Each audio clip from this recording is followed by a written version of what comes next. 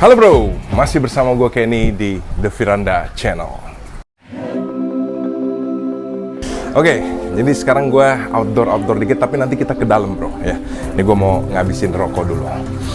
Jadi di konten sekarang tuh gue mau ngebahas tentang piranha bro. Piranha ini kan ikan yang lagi lagi naik daun bro. Ya.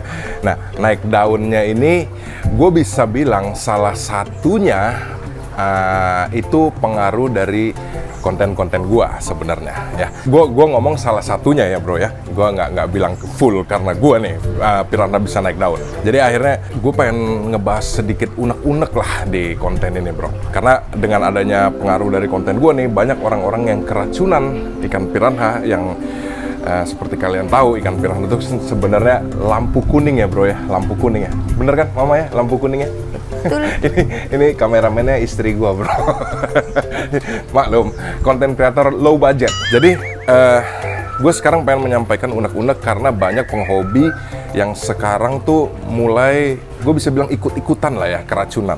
Nah ini yang bahaya bro. Gue harus mengedukasi orang-orang yang baru mulai keep piranha. Karena gue nggak mau berujung ikan-ikan ini kalian bosen terus dibuang ke sungai, atau bosen terus kalian buang ke got lah apa segala macam ya. Ini gue harus menekankan nih gue nggak jago berkata-kata bro. Intinya gue harus ngasih edukasi yang cukup kenceng nih di konten ini ya. Karena lo tahu kan yang namanya ikut-ikutan itu akan muncul titik bosen ya. Dan itu akan cepet titik bosannya karena lu ikut-ikutan.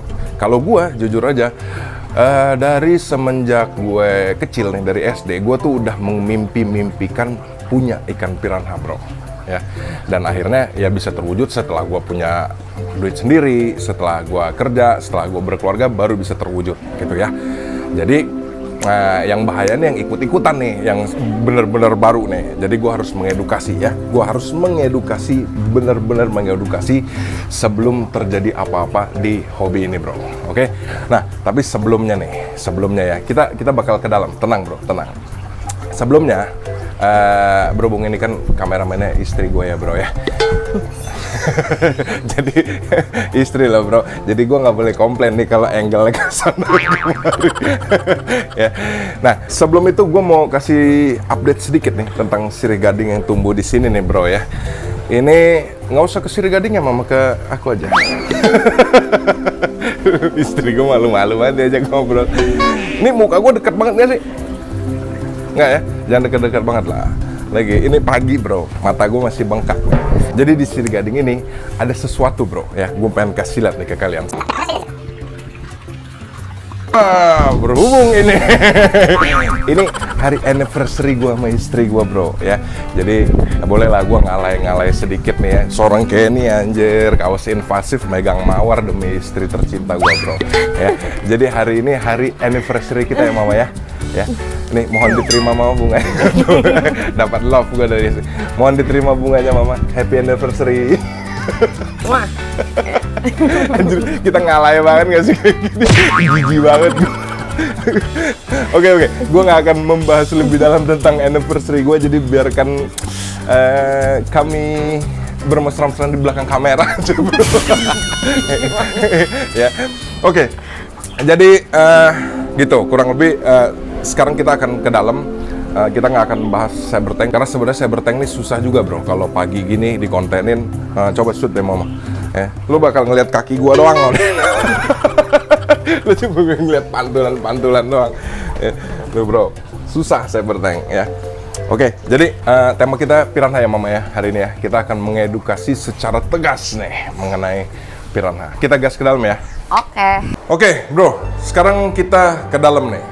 Jadi gue sebenarnya pengen koleksi gue di dalam ini full piranha bro. Jadi untuk yang komteng itu akan gue taruh di luar, termasuk ini nih Rapiodon dan parang-parang ya. Jadi ini nanti akan full piranha di sini. Nah ini sekarang gue mau menyampaikan unek-unek gue nih bro.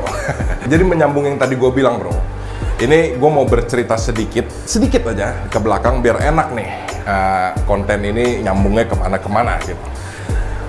Jadi awal konten piranha gue itu sebenarnya dimulai dari ini bro. cuman red belly piranha ya, yang udah segede bagong ini bro. Seperti yang kalian tahu, kalau penonton-penonton lama gua pasti udah tahu, dulu gua keep 6, sekarang tinggal 1 ya. Nah, ini sebenarnya pembuat onarnya nih. Ini pembuat onarnya. Kenapa gue bilang pembuat onar? Karena banyak penghobi-penghobi di luar sana, mungkin salah satu subscriber, nggak salah satu sih ya, mungkin yang subscribe gue juga gitu, itu keracunan bro, gara-gara ngelihat red belly piranha bisa segede gini. Akhirnya mereka mencoba untuk beli red belly piranha, karena kita nggak bisa pungkiri red belly piranha itu adalah piranha dengan harga yang paling ekonomis ya. Nah, karena mereka ngelihat red belly piranha gue bisa segede gini, akhirnya mereka, wah, belilah. Kadang-kadang belinya overload banget bro, sampai 50 ekor apa segala macam. Dan itu biasanya mereka untuk perawatannya banyak yang nge-DM gue, entah itu lewat Instagram atau Facebook ya. Gue bisa bilang setiap harinya gue tuh bisa ngebalesin DM orang bisa belasan sampai puluhan orang bro. Setiap harinya, bayangin, nanya tentang piranha, dan orang-orang baru lah ya, bukan orang-orang lama yang pengen sharing, tapi orang-orang baru nih yang baru keep piranha. Bener-bener nanyanya tentang tank, tentang perawatan dan lain-lain. Nah, ini gue sebenarnya agak bingung ya, agak merasa bersalah sedikit, karena gue nggak tahu nih kalian nih melihara piranha ini sebenarnya serius atau enggak bro. Dan gue selalu merespon atau nge-reply orang-orang ini dengan jawaban pertama-tama tuh gue bilang, lo berani keep piranha, berarti lo harus komit ya bro ya, bahwa lo harus pelihara sampai mati dan jangan pernah dibuang ke sungai. Jadi jangan cuman karena lo ikut-ikutan, lo bosen, terus lo bingung mau jual atau mau ngasih ke siapa. Karena red belly piranha ini jujur aja ya, kalau lo jual juga sebenarnya harga jualnya nggak ada gitu. Nggak tahu ya kalau red belly piranha gue yang udah segede gini ya, itu harga jualnya nggak ada bro, nggak akan nyampe juta-jutaan, nggak ada.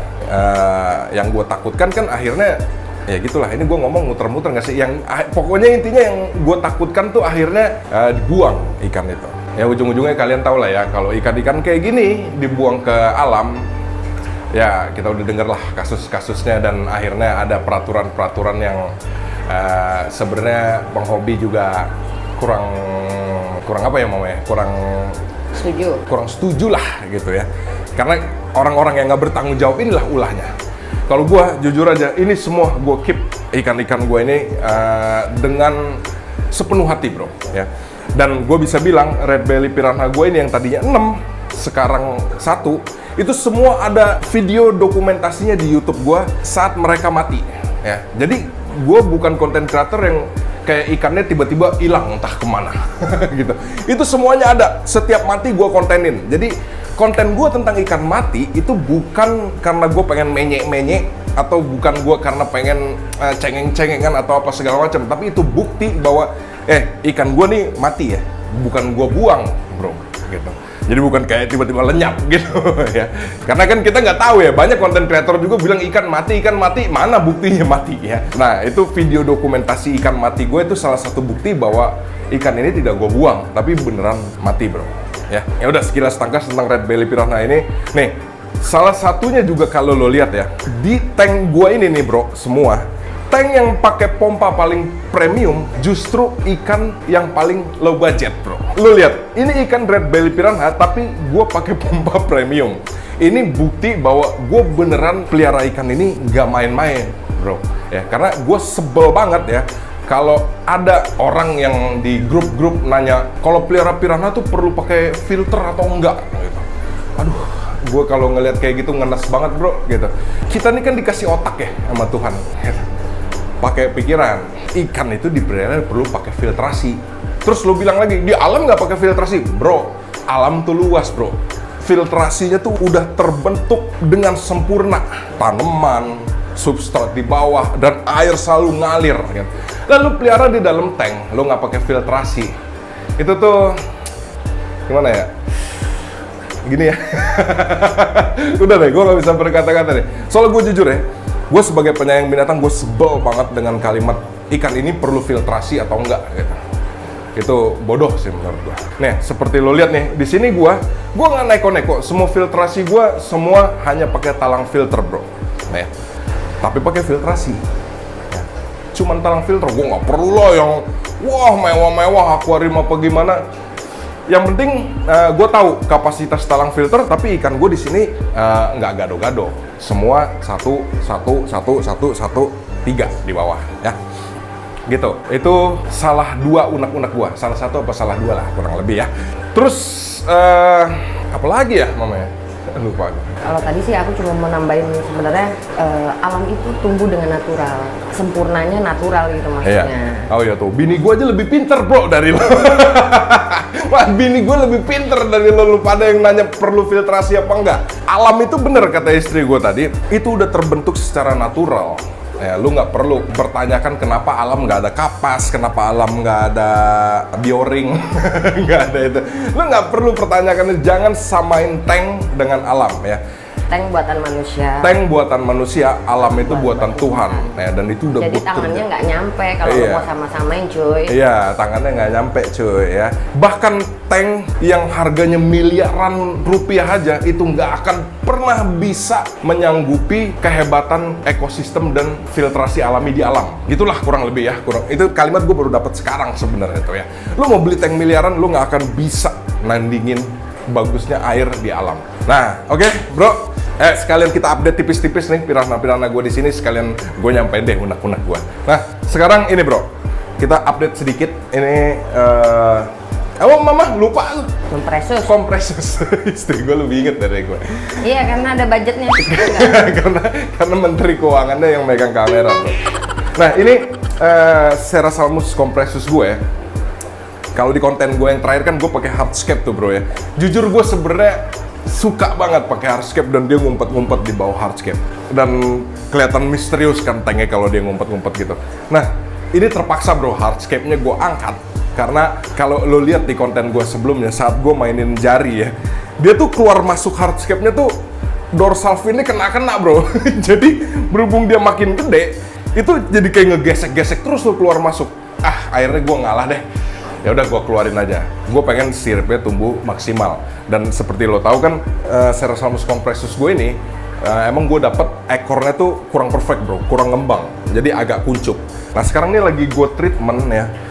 Ada sih perubahan ada, tapi kok lambat banget ya menurut gue. Ini sekarang gue juga selingan dengan udang. Jadi kayaknya udang tuh bisa agak ngebantu bro pertumbuhan sirip. Kenapa? Tanpa gue jelasin secara ilmiah ya, karena gue sebenarnya kurang ngerti juga kandungan-kandungan udang, lele potong dan lain-lain. Itu terbukti di ini bro. Jongkok dikit ya.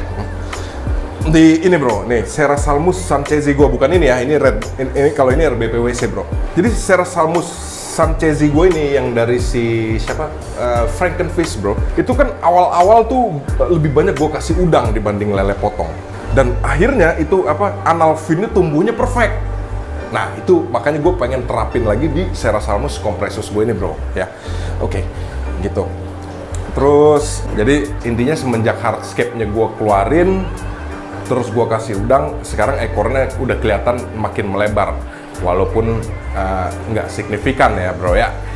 Dan terus juga gue waktu itu diskusi sama salah satu hobis, Mas Sher bro. Mas Sher, kalau kalian ingat di konten gue yang sebelum ini, kalau nggak salah yang gue konten dengan Mas Syahrul di Bogor, itu tor putih toranya itu dia cerita pernah kena fin rot bro, sampai ekornya habis kelihatan tulang-tulangnya, tapi akhirnya bisa tumbuh sempurna lagi. Nah, makanya gue tanya ke dia, kok bisa? Kalau dia bilangnya cuma 3-4 bulan dan itu dikasih cerek, katanya. Cuma dikasih cerek lah gitu. Dan akhirnya gue lihat bisa tumbuh sempurna lagi. Ya berarti asumsi gue, mestinya si kompleksus gue ini ekornya juga bisa tumbuh sempurna lagi bro. Pede lah, gue tetap pede ini ekor masih tetap bisa ngembang bro. Ya, ini kalau udah ngembang keren banget sih. Yang jadi masalah si kompleksus ini nih, badannya punuknya makin tinggi. Tapi ekornya jadi makin kelihatan kecil terus bro gitu. Tapi ini pirana gue yang selera makan paling gila sih. Kalau lo lihat nih responsif banget itu. Oke, terus apa lagi ya? Nih, lo lihat juga kan gue sebenarnya pemeliharaan gue di sini dari mulai lampu, filtrasi dan lain-lain itu simple banget bro. Jadi lo yang baru mulai keep pirana tuh nggak usah overthinking lah. Karena kalau lo overthinking di awal dan ujung-ujungnya lo nggak berhasil, ya itu lo akan bosen, jenuh, dan itulah yang mengerikan dari hobis. Bosen, jenuh, ikan susah dijual, akhirnya Ya, you know lah. Ya. Terus ini Vito, ya kalau Vito gue masih pakai lampu remang-remang lah biasa. Sekarang sebenarnya di konten ini gue bukan pengen update tentang Piranha gue sih. Terlalu bosen bro nanti kontennya kalau gue update lagi ngapain. Cuman mungkin ada satu ya tadi kompresus. Ini juga kalau lo lihat di tank kompresus nih gue masih pakai apa tuh? Sorry pinjam. Kameranya pinjam ya. Ini kalau lo lihat di tank kompresus tuh ini bro.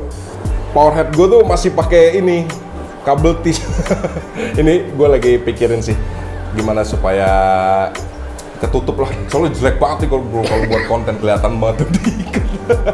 Ya. Terus ini aja deh paling RBPWC gue nih bro yang mau gue update ya.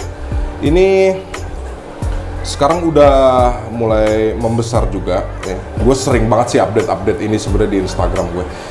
Dan jujur aja gue sebenarnya nggak pengen dia jadi berpunuk nih. Tapi kok gue lihat udah ada potensi punuk-punuk ya, karena kalau nih lihat nih atasnya nih. Kayak mulai ada otot-otot nih bro muncul. Udah mulai kayak ada apa ya? Ya gitu lah. Nah terus uniknya lagi bro kalau RBPWC ini, lihat nih. Kalau kalian kelihatan nggak di kamera ya? Lu lihat dorsal ini, dorsal fin nih. Itu ada yang merah bro satu. Tuh, kelihatan nggak ya di kamera? Nah tuh. Nih. Tuh ada yang merah satu. Gue juga aneh juga nih ngeliat di Piranha ini nih. Jackpot juga bro. Keren. Tuh kelihatan ya. Tuh ada yang merah tuh tumbuh satu. Gitu bro. Oke bro, kita closingnya di luar lagi ya. Ini masih pagi nih, jadi kayaknya gue perlu sebatang dua batang bro. Jadi kurang lebih gitu konten unek-unek dari gue sekarang ya. Seperti yang gue bilang tadi, nggak mudah loh bro. Gue tiap harinya, gue nggak harus sih sebenarnya. Walaupun gue bisa aja sebenarnya memilih untuk ngacuhin DM yang masuk atau apa ya dari Facebook ya yang masuk. Bisa aja gue acuhin. Cuman gue pikir ini kan hobi ya. Jadi gue pengen juga lah bisa ngebantu temen-temen yang nanya-nanya ke gue atau apalah segala macam. Dan itu bayangin seharinya gue balasin belasan sampai puluhan bro. Kadang-kadang ada pertanyaan yang sama lagi. Dan yang paling gue kadang suka rada gondok juga nih. Kadang-kadang ada orang yang nanya panjang lebar bro, panjang lebar banget gitu. Terus gue balas nih karena dia nanyanya panjang lebar ya, gue jelasinnya juga lengkap lah ya. Begitu gue balas, bilang makasih enggak, bilang thank you enggak gitu. Lu pikir gue AI bro? Lu DM ke gue, berarti gue pengen setidaknya kita ada apa ya, connected lah sesama penghobi. Jadi kalau lu nanya terus tiba-tiba lo kabur apa segala macem, lu nanya ke AI aja deh, jangan nanya ke gue. Di AI lengkap tuh, bakal keluar semua tuh info-info Google bro. Oke, jadi kurang lebih gitu aja. Nextnya setelah konten ini kita akan tetap lanjut konten tentang Piranha, pastinya ke penghobi-penghobi di luar sana bro. Ya, kalau di konten ini omongan gua ada yang belibet, tolong dicerna dengan baik karena kadang-kadang konten keluhan gini ngomongnya jadi semrawut bro. Ya. Yep, kita tutup aja. Jadi jangan lupa like, share, comment, and subscribe the Firanda channel. Your hobby is your pride.